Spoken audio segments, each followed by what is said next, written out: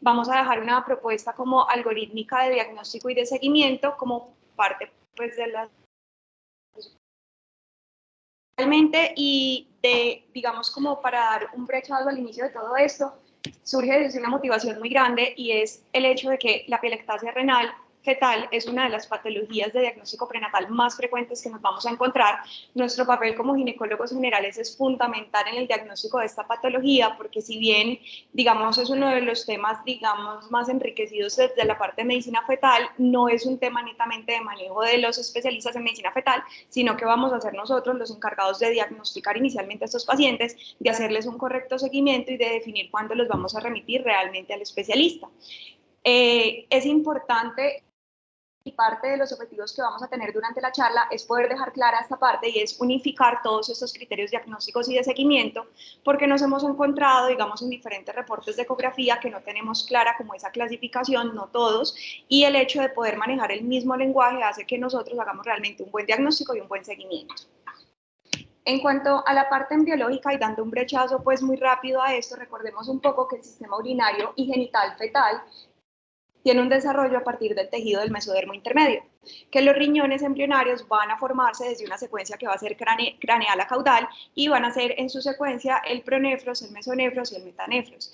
Dentro de su parte del desarrollo embriológico, el mesonefros y el pronefros van a regresar a toda la parte uterina y el metanefros es el que finalmente se nos va a convertir en los riñones. Y por su parte, el sistema colector, que va a estar conformado por esos la pelvis y el ureter van a derivar propiamente pues de la yema uretral. Es importante saber que más o menos hacia la semana 6 a 9 de gestación el riñón va a tener un movimiento que va a ser cefálico hacia la región lumbar, ubicándose pues anatómicamente donde normalmente lo debemos encontrar, y si bien en la vida postnatal continúa toda la maduración de esta función renal, la nefrogénesis propiamente se completa antes del nacimiento. Respecto al tracto urinario fetal renal y centrándonos un poco en la parte ecográfica, recordemos que más o menos hacia la semana 12 de gestación es donde vamos a visualizar esos reniones a nivel ecográfico. En primer trimestre, como lo vemos acá en la imagen, se van a ver como unas estructuras ovaladas hiperecoicas a ambos lados de la columna. La vejiga, por su parte, se va a visualizar más o menos a la semana 9 de gestación. La diferenciación corticomedular se va a demorar un poco más, hacia la semana 14 a 15 de gestación, y el riñón va a tener un crecimiento en promedio más o menos de 1.1 milímetros por semana. Como vemos acá en la imagen, la vejiga visualizada más o menos hacia la semana 9 de gestación, con sus dos arterias, ya empieza a funcionar y es que tiene un proceso de llenado y de vacío en promedio cada 25 a 30 minutos. Después de la semana 14 de gestación, vamos a ver que la producción de líquido amniótico se va a derivar 2/3 desde la micción fetal y 1/3 desde la parte pulmonar. Fisiopatológicamente tenemos un comportamiento realmente muy interesante como de todo ese funcionamiento del sistema renal, porque como vamos a ver ahora más adelante, parte de la etiología de esta pielectasia renal, la mayoría es fisiológica y transitoria. ¿Qué va a pasar fisiológicamente? El sistema colector va a ser el primero que se va a afectar y digamos que a pesar de que los riñones continúan su producción de orina, va a generarse un acúmulo que va a ser igual progresivo a nivel del sistema colector, generando tensión en ese sistema colector y haciendo consecuentemente que tengamos mayor dilatación de la pelvis, del ureter, y de forma paralela nos va a empezar un proceso de contractibilidad muscular, de hipertrofia muscular y de hipercontractibilidad.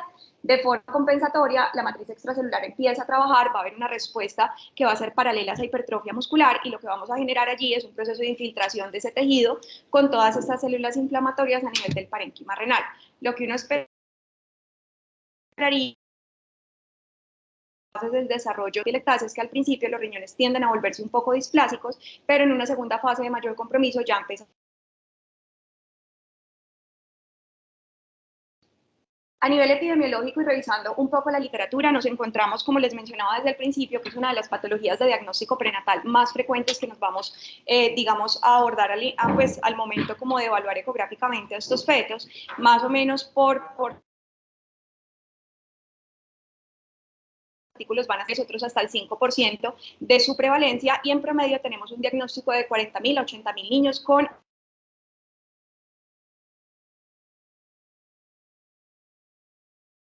fisiológica en promedio casi el 70 al 80%, hay un porcentaje que es menor, pero no menos importante, que se va a derivar de ureopatías obstructivas. Entonces es allí donde viene clínica a definir si realmente estamos perdón, ante un proceso que nos pueda comprometer, digamos, de forma obstructiva este tracto urinario.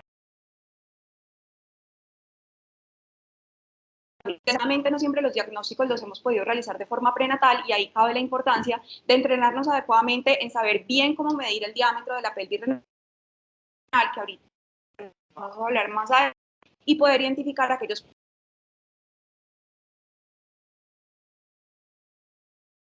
Y entrar, quiero que nos quedemos con uno de los artículos más importantes a nivel histórico, que es el consenso multidisciplinario.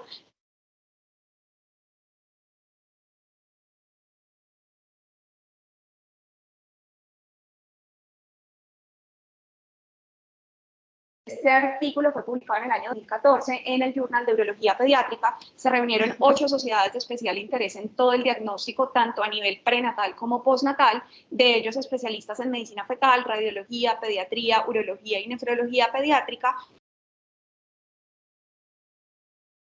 más o menos de marzo pues, del año 2014, y trataron de dejar unificados unos criterios que fueron evaluados posteriormente y se les dio validez respecto a cómo es la clasificación adecuada de la dilatación del tracto urinario fetal, tanto a nivel prenatal como a nivel postnatal. Que la imagen a nivel prenatal debe ser valorada desde 6 parámetros importantes, y es poder tener en cuenta la lateralidad, si hay dilatación calicium, si tenemos anormalidades del parénquima, anormalidades uretrales, tenemos compromiso de líquido amniótico, tenemos algún otro compromiso de otros órganos sistémicos. Inicialmente tenemos una consenso en se derivan como 2 grupos de edades estacionales, aquellos entre las 16 y 28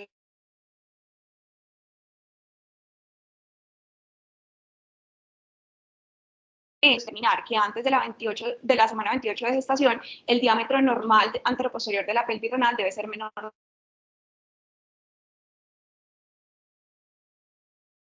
es que sea menor de 7 milímetros. Asimismo, la clasificación la dieron inicialmente como leve, moderado, severo. Ahora vamos a ver, digamos, como al final del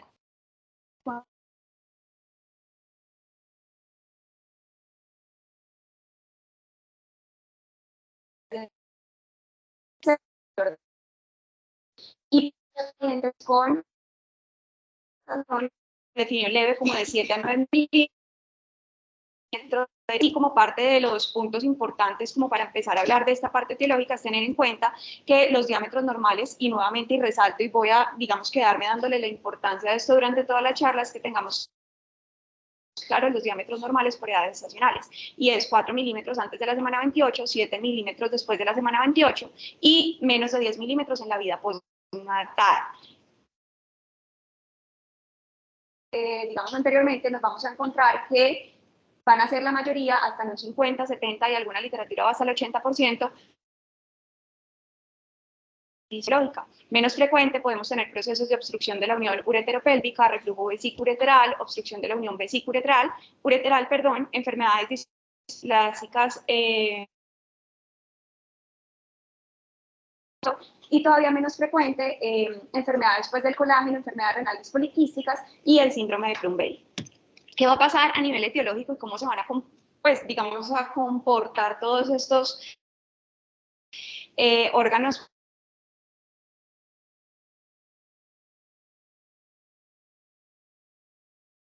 Eso es muy importante para que entendamos por qué se clasificó el sistema como se hizo, es el compromiso de los cálices renales. Resulta que cuando hay un compromiso de una pielectasia renal, lo primero que puede empezar a ocurrir es el compromiso de esos cálices renales, es la primera parte. E inicialmente lo que vamos a tener es una dilatación central. Como podemos ver acá en la imagen, hay un compromiso como a nivel del contorno de la pelvis renal, en esta imagen que es como en cola de golondrina, que así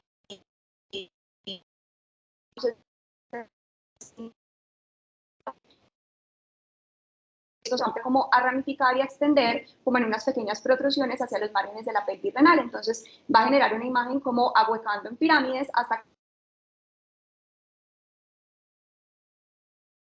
va a generar tanto una dilatación desde la parte central como de todo el compromiso periférico, digamos, en la medida que la dilatación progresa.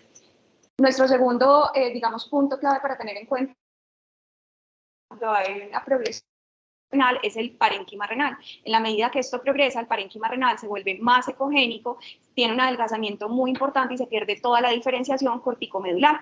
Entonces, tanto se puede llegar a perder que incluso el parénquima se ve tan delgado que puede formar una apariencia como multiquística o quística netamente. Y finalmente los ureteres, que normalmente uno los puede encontrar algo distendidos como por la orina, y no siempre tenemos que pensar que si los visualizamos estamos ante una patología, sino quedarnos como en la mente bajo qué parámetros de milímetros de dilatación se considera algo normal o no. La literatura nos dice que más o menos entre 3 a 4 milímetros se considera normal, que más de 4 milímetros ya debemos pensar que estamos ante una situación patológica.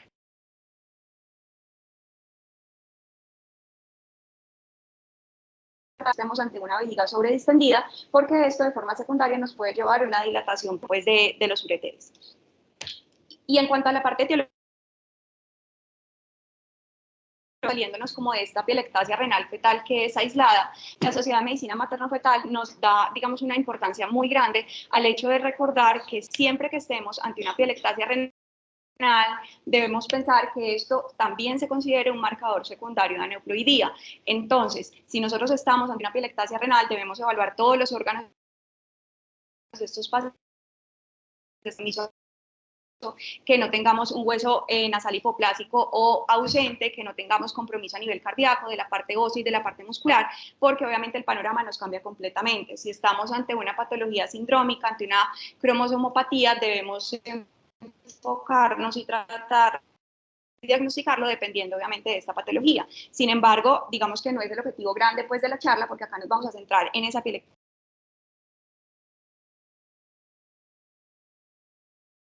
patologías y siempre lo debemos tener en cuenta. Y resaltando nuevamente la importancia, acordémonos que no todo es fisiológico y transitorio. Si bien es lo más común descartar que no estemos ante un compromiso más grande, ante una neuropatía obstructiva, ante un reflujo vesículo-ureteral, ante unos riñones displásicos o ante unas valvas de uretra posterior.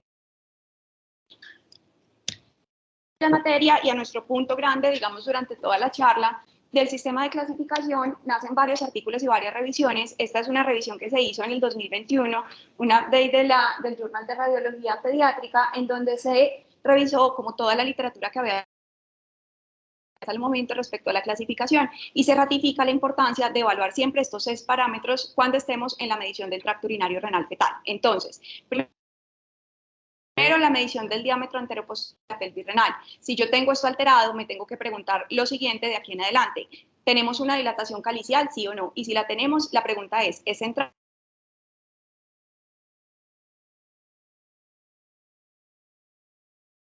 Si es engrosado o no, si tenemos una ecogenicidad del parénquima renal que es normal o no, y finalmente pregunta ureteral y si tenemos vesicales. ¿Cómo vamos a medir ese plano anteroposterior de la pelvis renal? La recomendación siempre es hacerlo en un plano transverso del abdomen, como lo vemos acá pues, en las imágenes ecográficas, visualizando los riñones a ambos lados de la columna, amplificando la imagen del abdomen, en donde veamos más o menos el 75% de él, y la medición interno, inner to inner, en digamos, todo el eje perpendicular máximo a esta zona econegativa. Entonces, yo debo identificar adecuadamente la valoración, obviamente anatómica, ubicarme en el plano que es, y en este punto perpendicular donde tengamos la mayor zona econegativa es donde yo voy a hacer la medición de la pelvis renal. ¿Qué pasa en cuanto al sistema de clasificación? Si bien la clasificación de la SFU, que es la Society for Fetal, inicialmente se clasificaba esto como de grado 1 a grado 4, sin embargo con el tiempo, desde el año más o menos 2010 se empieza a hablar de una nueva clasificación que es la clasificación de la Sociedad de Urología Fetal y del Consenso de Urología Fetal, que se plantea nuevamente como les mencioné,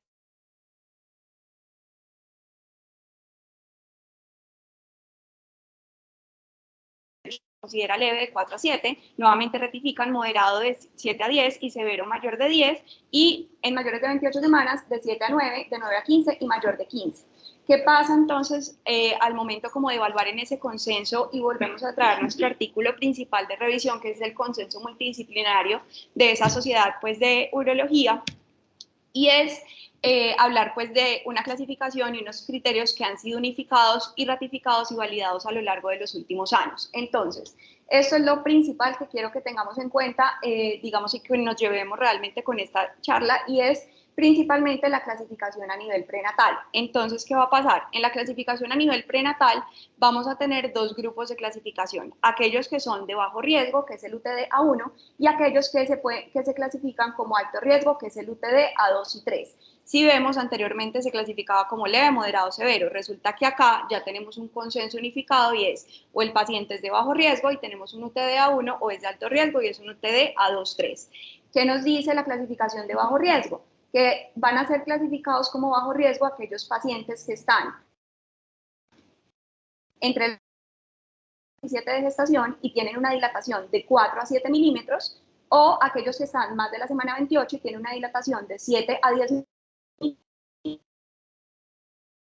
Ellos pueden o no tener compromiso calicial, pero ese compromiso calicial únicamente es central. Hasta ahí estamos con pacientes de bajo riesgo. ¿Qué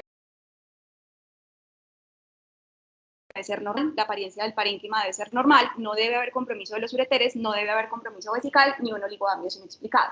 Mientras que aquellos que son clasificados de alto riesgo serán los que antes de la semana 28 ya tienen una dilatación de más de 7 milímetros,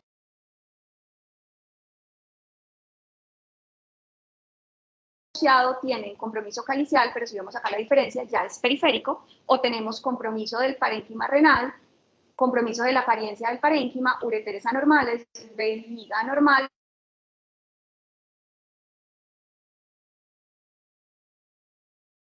junto con la dilatación de más de 7 o más de 10 milímetros para clasificarlos como alto riesgo. A nivel ecográfico lo que vamos a ver es una pelvis renal completamente,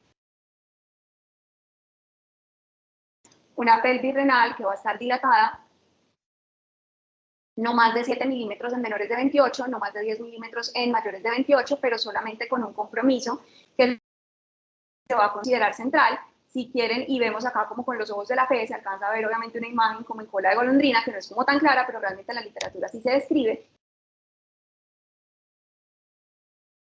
Una dilatación que obviamente va a superar los 7 y los 10 milímetros, vamos a tener un compromiso calicial ya periférico, si se acuerdan de la imagen que les mostré al principio, y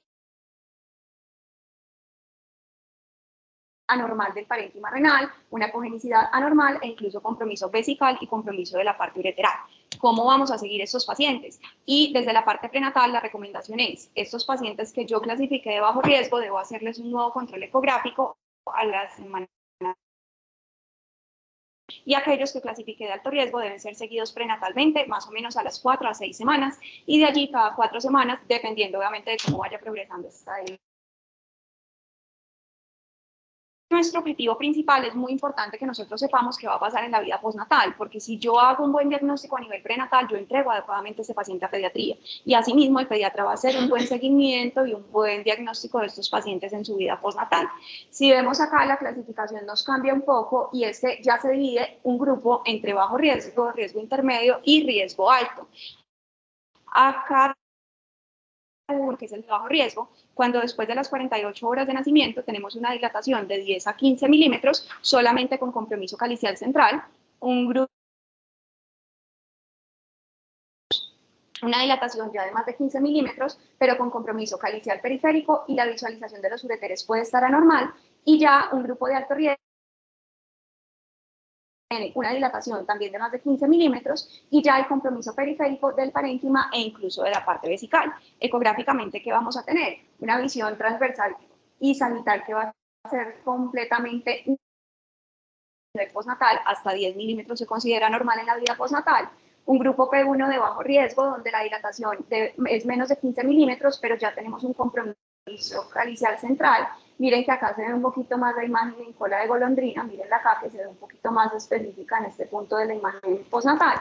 Un grupo de riesgo intermedio donde ya tenemos un compromiso periférico y unos ureteres anormales y principalmente la parte periférica cuando ya vemos que se extiende como ahuecando esas pirámides y un claramente definido pues por la imagen donde ya hay un compromiso de toda la apariencia del parénquima, una dilatación periférica muy marcada y un compromiso.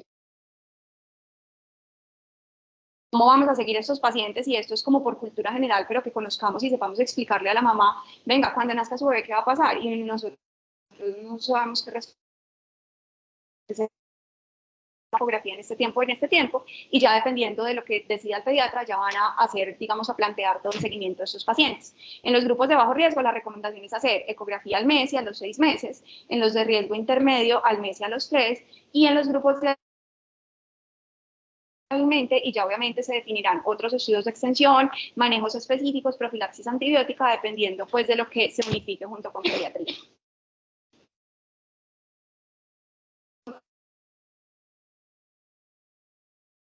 Criterios unificados y que nos ha dicho la literatura. Nace este artículo en el año 2014, que es una evaluación interobservadora que se realizó en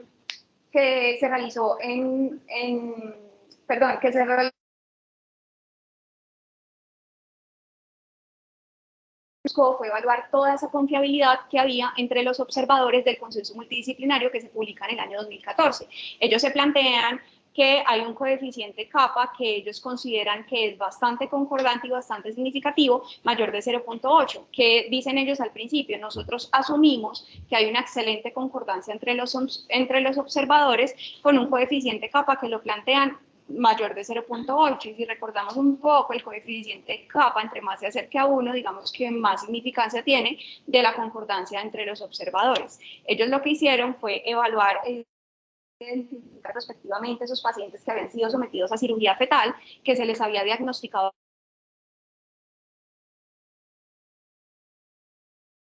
cálculo de potencial, estimando que 5 evaluadores necesitarían al menos 251 imágenes y ojalá fueran 300 imágenes para definir que podían tener un coeficiente kappa realmente sustancial y significativo como confiabilidad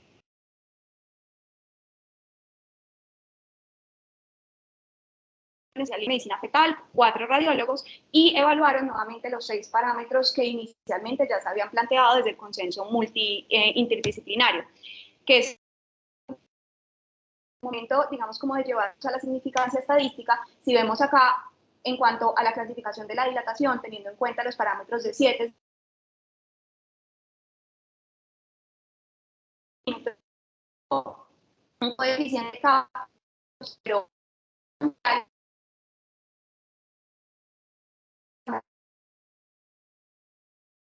un 80%, y donde hubo una mayor, digamos, acertación fue una evaluación de la parte de los ureteres con un coeficiente kappa todavía más entre los 5 observadores del 89% y entre 4 observadores al menos ya del 98%. Lo que se estima es que realmente al llevarlo como a la significancia estadística total se considera un acuerdo sustancial entre los observadores, entre los 5 lectores, con un coeficiente kappa de 0.657 con un intervalo de confianza estadísticamente significativo. Para la parte, digamos, como de la dilatación calicial y el espesor parenquimatoso, fueron resultados no tan sustanciales moderados, sin embargo, a nivel global se siguió considerando un resultado bastante sustancial, y acá nos centramos, digamos, en esta evaluación observadora, en lo que realmente nos interesa, que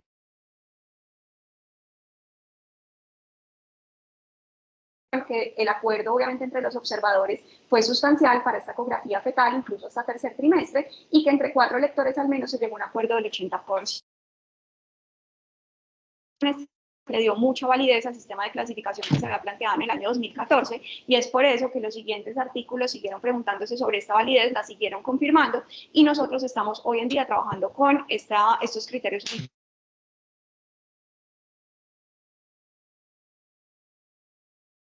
¿Por qué realmente es importante realizar un correcto diagnóstico y un adecuado seguimiento? Resulta que si nos vamos nuevamente a la parte etiológica, la mayoría de ellos van a ser transitorios y van a ser fisiológicos, pero entonces nos preguntamos, bueno, listo, ¿yo cómo lo sigo? ¿Qué espero en el seguimiento? Yo sé que lo sigo a las 32 semanas o lo sigo cada 4 semanas, pero ¿van a resolver o no van a resolver? Entonces, parte de lo que revisamos de la literatura en el seguimiento de esa dilatación fue realmente cuántos no. Fue un estudio que se publicó en el Journal de Nefrología Pediátrica, un estudio de cohorte que evaluó 172 neonatos nacidos en el Hospital de Belo Horizonte, Brasil, evaluados desde el 99 hasta el año 2006, a quienes prenatalmente se les había encontrado una dilatación pélvica renal.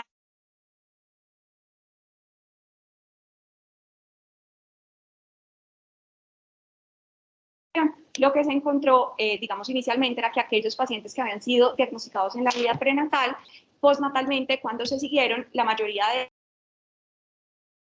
ellos tenían una dilatación en promedio de 10. Consideraron de 10 pues, a 15 milímetros una dilatación moderada y al momento como de evaluar el comportamiento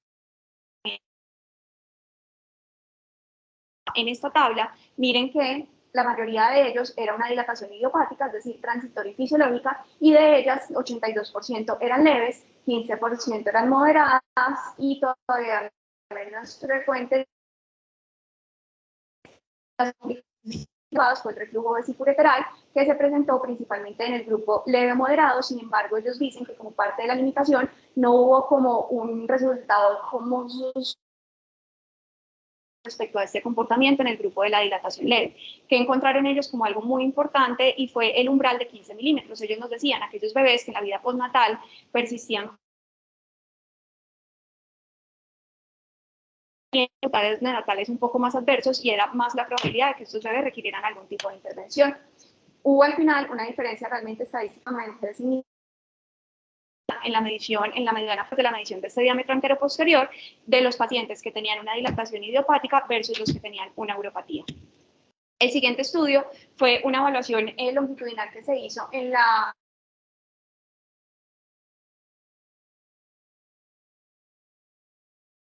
y nos buscó evaluar la incidencia de los resultados a largo plazo de los niños que habían sido diagnosticados en la vida prenatal, pero que se siguieron en la vida postnatal.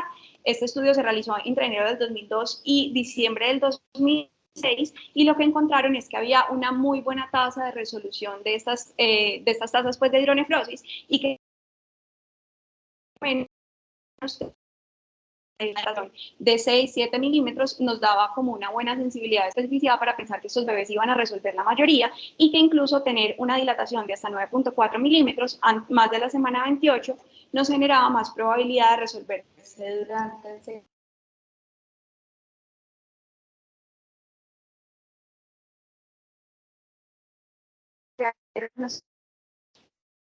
el natal. De todos los pacientes evaluados, el 98% resolvieron en la vida antenatal y de ellos eran leves. Entonces, digamos que lo que uno puede esperar es que cuando hay un comportamiento de un grupo de bajo riesgo, de una dilatación leve, prácticamente casi. Y en la vida, digamos, ya moderados o severos eran menos, y en la vida postnatal, los que persisten, si vemos acá, igual el 80% de ellos y menos frecuentes eran severos. El siguiente estudio que nosotros evaluamos se publicó en el año 2014 en el Journal de Pediátrica y fueron las tasas de la aislada en el primer año de vida. Ellos buscaron evaluar, digamos, cómo se comportaba la historia natural de esa hidronefrosis y lo que encontraron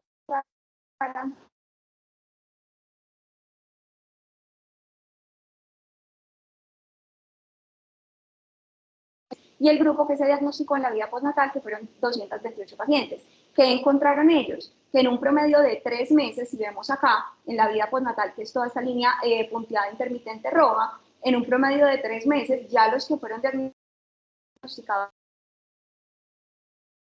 sube casi el 50% de los pacientes, mientras que los que fueron diagnosticados en la vida prenatal se tardaron un poco más y más o menos a los 10 meses de seguimiento, después obviamente pues vida pues, postnatal, fueron resueltos más o menos el 50% de los casos. Miren algo muy interesante y es que más o menos hacia los 20-24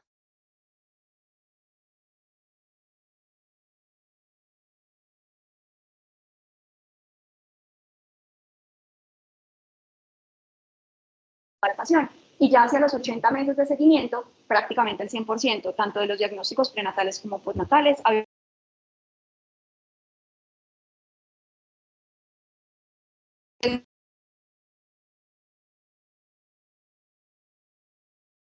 no hay una diferencia estadísticamente significativa y la mayoría de estos pacientes van a tener una dilatación leve. Entonces, ¿qué esperamos? Que en un promedio más o menos de 2 a 3 años, la mayoría de ellos. Este último estudio que nos pareció todavía mucho más largo de estos neonatos, de estos bebés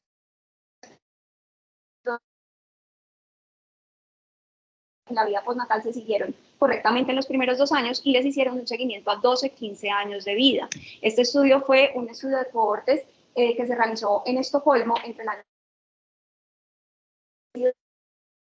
midieron las PET renales, como veíamos ahora, bajo el consenso ya establecido, incluso desde el año 2000 más o menos, entre las 19 semanas y las 32 semanas, y ellos dividieron esto en 2 grupos. El grupo A, que fueron aquellos de bajo riesgo, con dilataciones menores de 7 milímetros, y el grupo B, con aquellos que tenían dilatación de más de 7 milímetros y alguna otra anomalía asociada. ¿Qué encontraron? Miren eso tan interesante. Resulta que al momento de evaluarlos a 12 a 15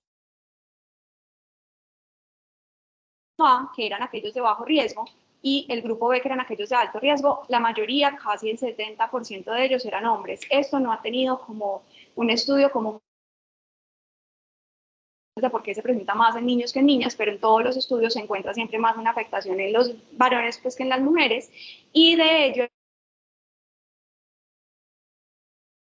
de 7 milímetros, ninguno de ellos a los 12 a 15 años llegó a tener una dilatación de más de 10 milímetros, mientras que en el grupo B, que eran los de alto riesgo para ellos, que eran de más de 7 milímetros, solamente el 15% de ellos llegó a tener una dilatación de más de 10 milímetros y el 12% a generar un compromiso del parénquima. Y cuando nos planteamos, digamos, el seguimiento como de lo que fue normal al principio y anormal después de normal, lo que se encuentra es todos los pacientes del subgrupo A, es decir, aquellos de menos de 7 milímetros al año, todos tenían una dilatación completamente normal, perdón, un diámetro posterior de la pelvis renal normal. Es decir, que ellos siguieron normales a lo largo del tiempo a los 12 años. Una dilatación normal, digamos de menos de 7 milímetros, solamente 23 de los 40 pacientes que eran de alto riesgo seguían con un hallazgo normal, mientras que aquellos pacientes de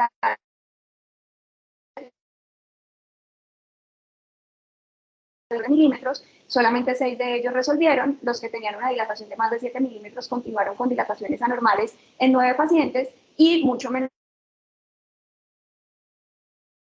después se volvieron anormales a lo largo del tiempo. ¿Qué quiere decir eso? Que realmente lo que nosotros esperamos es un comportamiento bastante favorable. Y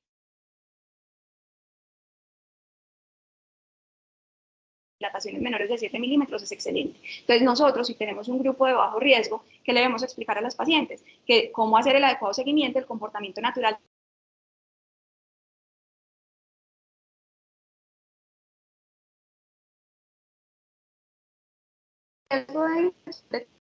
trajimos un título que nos pareció, digamos, el más importante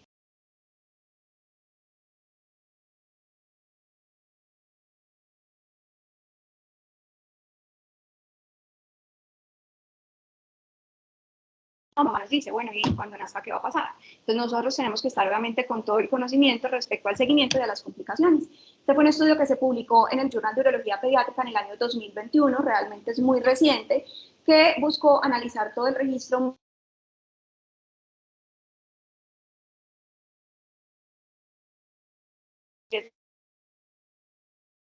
estimaron ellos desde el principio que el hecho de yo tener una dilatación de más de 7 milímetros, hay riesgo de infección de vías urinarias en la vida postnatal. Esa fue la hipótesis de ellos. Y que encontraron en los resultados que efectivamente aquellos pacientes que tenían una dilatación de más de 7 milímetros, en promedio el 26% de esos pacientes tenía infección de vías urinarias en la vida postnatal con una ¿Cuál fue el grupo de mayor riesgo? Mujeres y hombres, en este caso fueron las mujeres en la vida postnatal y hombres no circuncidados. Sigue siendo pues la circuncisión común.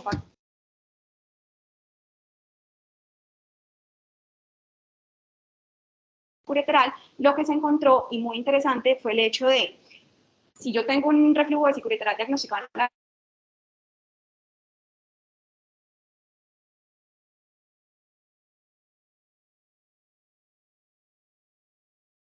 ya me da riesgo de infección de vías urinarias en la vida postnatal, más o menos de un 20 a un 25%, digamos en promedio por literatura revisada. Entonces nos vamos a quedar, digamos, con este valor, que el hecho de yo en la vida prenatal tener,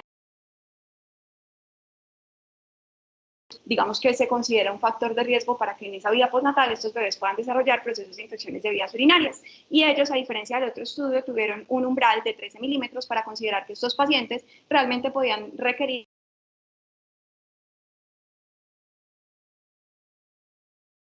En el momento de evaluar, digamos, en la literatura qué propuestas de manejo existen, esto ha sido bastante controvertido porque la verdad los resultados no han sido muy favorables. En la vida prenatal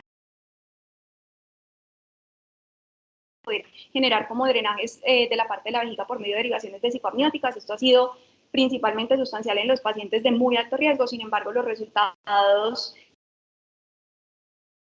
no han sido pues por eso vemos que hoy en día lo que hacemos es seguimiento, realmente ofrecerles un tratamiento en la vida prenatal.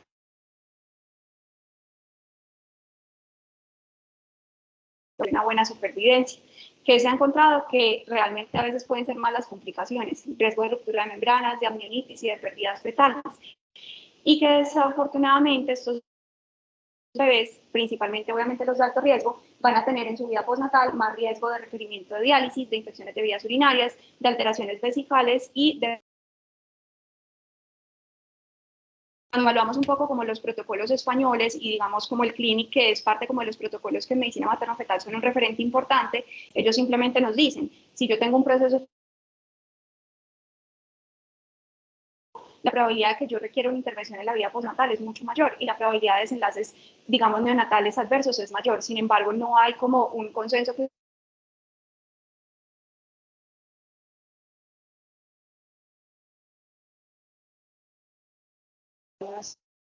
seguimiento de estos pacientes.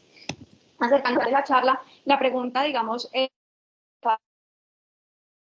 nuestro conocimiento frente a nuestros pacientes es cómo le vamos a explicar eso a nuestras pacientes. Entonces, quiero que tengamos muy claro que el hecho de yo diagnosticar una pielectasia renal, digamos, es tan importante como el hecho de yo identificar que no se trate de ningún hallazgo secundario que nos refiera pues a un marcador blando de aneuploidía, como el hecho de yo identificar si se trata de algo aislado. Y eso es lo primero que vamos a hacer. Si yo identifico una pielectasia renal, evalúo parte del detalle.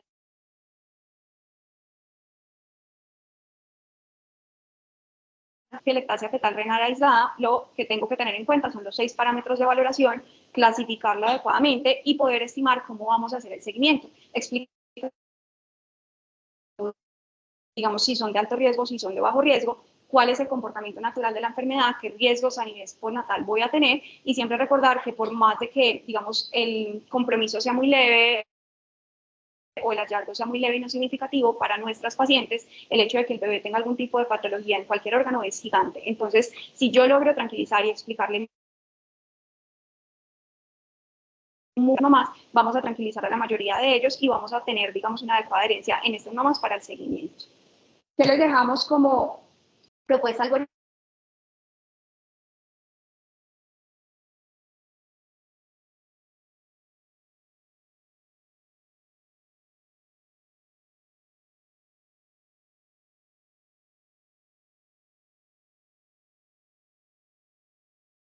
Transitoria, vamos a tener una etiología menos frecuente obstructiva y que los valores normales no se nos pueden olvidar. Más de 28 semanas 7 milímetros y en la vida postnatal menos de 10 milímetros. Y nuestro algoritmo de interés grande, que es el algoritmo del diagnóstico prenatal, lo vamos a dividir en grupos de bajo riesgo, que es el UTD-A1, y de alto riesgo, que es el UTD-A2 a 3. Entonces, si ecográficamente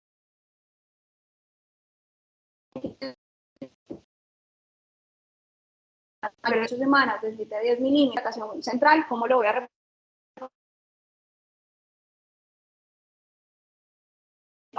con compromiso calicial central o sin compromiso calicial central y con esta dilatación? ¿Cómo lo vamos a seguir a las 32 semanas de gestación nuevamente?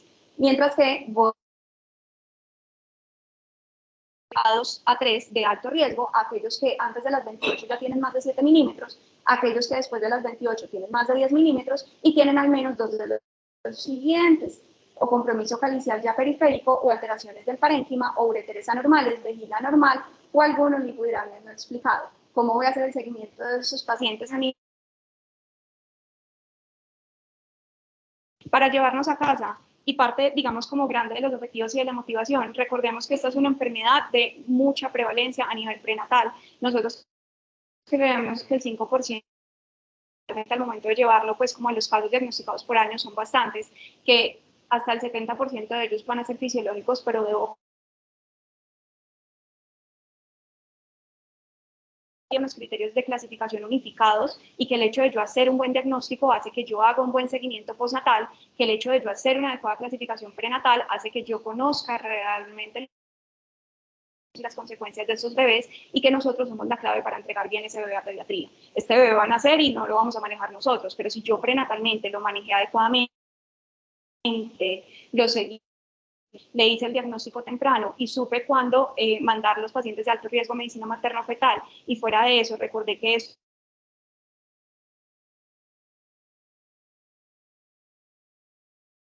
y nefrología y virología pediátrica, vamos a hacer un buen seguimiento postnatal. Les quiero dejar finalmente este mensaje de Elsa Taft Benson que nos dice: ninguna sociedad sobrevivirá por mucho tiempo sin madres que cuiden de sus hijos pequeños y brinden ese cuidado tan esencial para su desarrollo normal. No minimicemos un poco las patologías de bajo riesgo. Si bien son de bajo riesgo y tienen un comportamiento benigno, el hecho de yo abordarlas adecuadamente con estas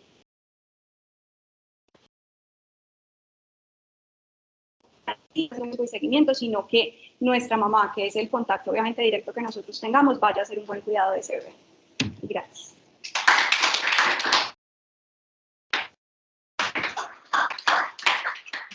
Muchas gracias, doctora, por su excelente presentación y desglose del tema paso a paso. Bueno, tenemos que aprovechar también aquí al experto, doctor Jorge, tiene la palabra. Gracias, Adriana, por la invitación.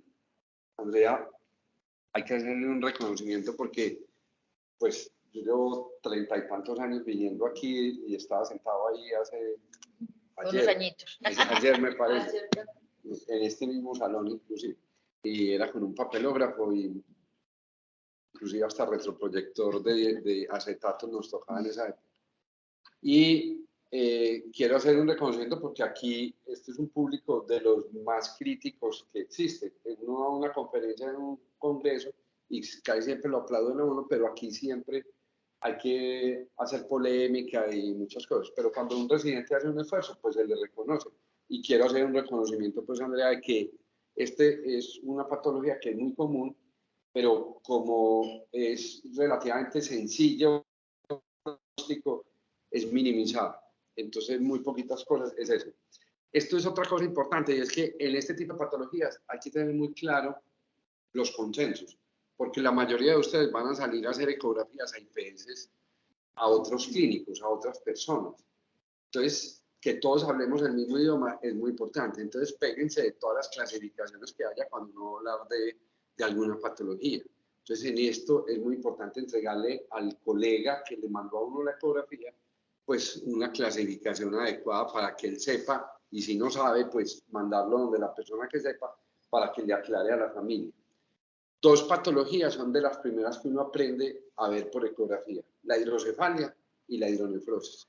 Y eso a uno le produce un placer cuando uno hace su primer diagnóstico, a pesar de la mamá, que uno es capaz de ver una dilatación ventricular o que uno es capaz de ver una dilatación de un cáliz o de una pelvis renal. Son las dos primeras y las más. Por eso es tan importante que cuando Andrea llegó, vimos un caso y de ahí se generó todo esto, porque era muy fácil. Y además es muy fácil de que otras personas, de que otras personas lo vean, o sea que la parte interobservador está muy clara de que es fácilmente reproducible el diagnóstico. Hay diagnósticos que uno ve y yo veo una disparidad de cavidades ventriculares cardíacas y de pronto al otro colega no le parece, pero en este caso sí es muy fácil de reproducir. ¿Para qué clasificar una patología de estas? Ustedes no saben, o sí saben, el sentimiento de estrés que le causa a una pareja cuando uno hace un diagnóstico de una dilatación. Y hay gente que es feliz diagnosticando dilataciones pélvicas y entregándole el diagnóstico y mandando a la señora ya con ese diagnóstico para casa. No, esto es muy importante que ustedes sepan para que tranquilicen a la mamá y clasifiquen muy bien en alto o en bajo riesgo este tipo de patologías, porque si no están generando una iatrogenia impresionante y nosotros lo vemos. Nosotros somos personal de remisión, entonces nos llegan las pacientes llorando y con 1000 cosas y pagando ecografías particulares porque le dijeron en un IPS que tenía una dilatación de la pelvis renal. Y bueno, señor, usted nadie le explicó nada. Y lo otro es los recursos. Es muy triste para un sistema de salud que está tan llevado al diablo como el de nosotros, se pongan a gastar 1000 seguimientos ecográficos a una dilatación pélvica de bajo riesgo. Entonces clasifiquemos y para eso es que se clasifica, para optimizar los recursos. Y lo último es, pocas patologías en el feto tienen seguimientos a tan largo plazo como esto. ¿Cómo es tan fácil de diagnosticar y tan sencillo? Pues hombre, la han seguido diagnosticando hasta estudios hasta niños de 15 años. Entonces esto es muy interesante. Ojalá uno tuviera para otro tipo de patología seguimiento a 15 años. A mí me tocó, creo que a Adrián le tocó cuando hacíamos chon vesicoamnióticos o chon de nefrostomías a los fetos. Yo hacía intervenciones fetales aquí en el Hospital General y poníamos catéteres en cola de marrano, en cola de cerdo, a los fetos en procedimiento invasivo, porque veíamos unas dilataciones muy severas. Qué tristeza, eso fue iatrogenia que hicimos, pero era lo que en su momento nos decían que hiciera. Hoy en día, procedimientos por dilataciones renales prácticamente no se hacen. Así como también estuve en la época en que operábamos los labios leporino sin útero. Hoy en día la cirugía fetal y los procedimientos invasivos ya casi no se hacen porque son mayores los riesgos que los beneficios. Entonces, en estos casos, básicamente es lo que dijo Andrea, lo último, y en lo que le hicimos mucha hincapié, y es qué decirle al paciente. Muchas gracias, doctor Jorge. Y también me pareció importante cómo empezó la doctora la charla con unas muy buenas imágenes.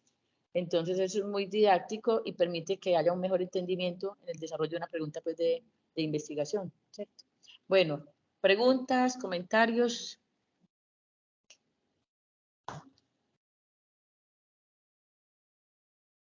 Del grupo que está virtual. Los demás están anonadados, será. Doctora Dina. Muy bien, Mario, me parece que te expresaste muy bien, ¿cierto?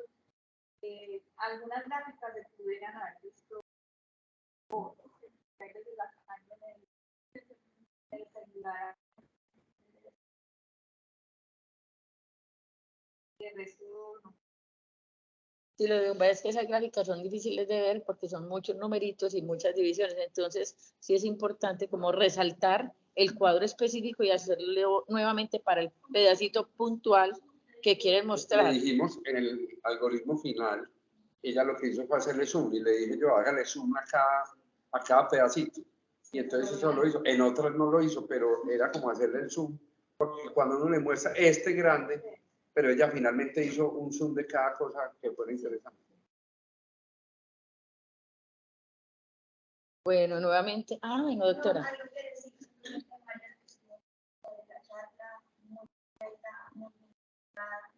estos, digamos, que